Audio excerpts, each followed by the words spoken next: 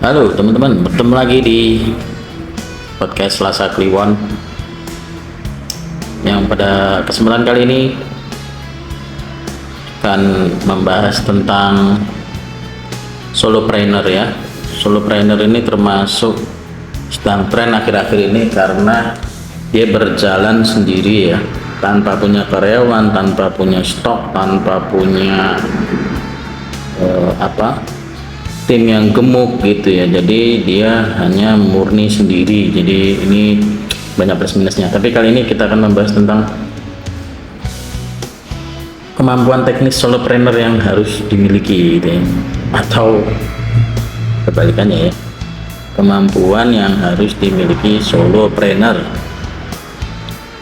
Oke, solopreneur sebenarnya perpaduan generalis dan spesialis ya. Ini saya nggak perlu bedah lagi untuk tentang generalis apa, spesialis apa gitu ya. Langkah pertama menjadi generalis dengan menguasai desain, bisa nulis, bisa rekam edit video, bisa manage duit, dan paham basic psikologi, terutama nanti calon customer seperti apa gitu ya teman-teman ya. Iya, jadi kemudian menjadi spesialis di bidang yang kita pilih. Mestinya ya bisnis marketing agensi misalnya, ini cenderung memang agensi-agensi gitu sih. Bisnis marketing agensi tentu harus ahli marketing, sudah pasti kan gitu kan. Karena dia akan memfasilitasi para bisnis owner untuk memarketingkan, membranding lah biasanya ya gitu. Kemudian bisnis ngajarin solopreneur tentu harus ahli di bidang solopreneur tentunya. Bisnis agensi desain tentu harus ahli desain. Nah ini memang harus jadi generalis dulu ya, baru mungkin bisa membuat jenis bisnisnya yang mungkin nanti akan mengembangkan daripada jadi gini, ada contoh yang mau disuruh apa aja itu kan, dia kan sekarang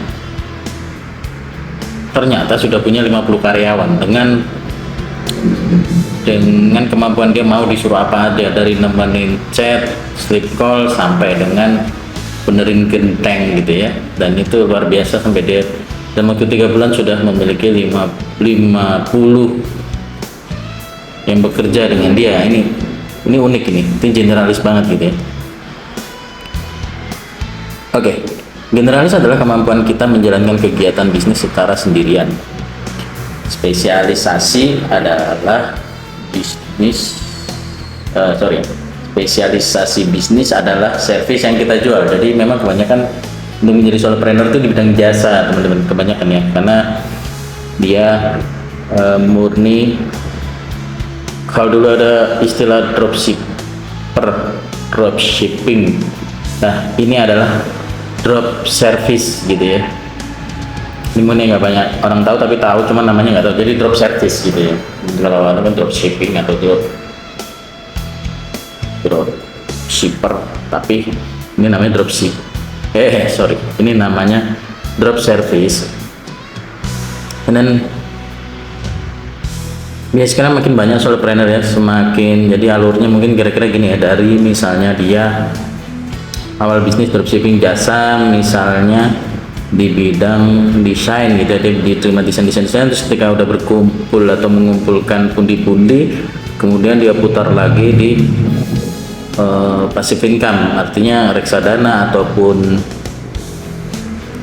yang bisa ini, tapi bukan money game ya, saya lebih ke investasi lah, investasi kecil-kecilan. Jadi itu alurnya seperti itu. Ketika itu jasa dulu, atau misalnya jual barang yang cepat dulu, kita ambil misalnya Rp5 jual jadi Rp7, nah itu selisihnya kita tabung atau kita beli aset, kita beli tools untuk melengkapi semakin agar percepatan kita. Misalnya laptop yang bagus, handphone yang signifikan, yang powerful untuk desain maupun untuk konten gitu ya. Nah ini memang dibutuhkan kemampuan generalis dan spesialis yang lengkap. Tentunya itu di bidang Anda, dan Anda harus aktif di industri Anda sendiri. Jadi lebih mudah mengembangkan kepak sayap kebinekaan. Apalagi. Jadi lebih mudah gitu ya.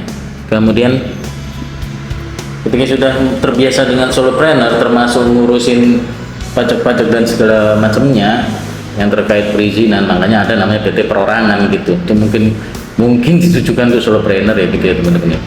Dan ini penting karena memang hari ini ketika kita terlalu banyak karyawan juga atau harus sewa gudang untuk stok opnam, untuk stok produk, itu sepertinya wah merepotkan sekali ya. Jadi harusnya kalau solopreneur kan semua ada dalam genggaman gitu ya, di HP dengan transfer dan sebagainya, itu mungkin lebih mudah gitu ya. Paling gitu dulu ya teman-teman, sebagai pengantar bahwasanya solopreneur memang cukup banyak diminati hari ini, terutama ketika berbenturan dengan regulasi-regulasi yang rumit, misalnya kayak cap halal atau cap apalah gitu ya. Itu membutuhkan birokrasi yang rumit, ya sudah, akhirnya yang ditekuni adalah solopreneur gitu. Udah gitu dulu, dadah.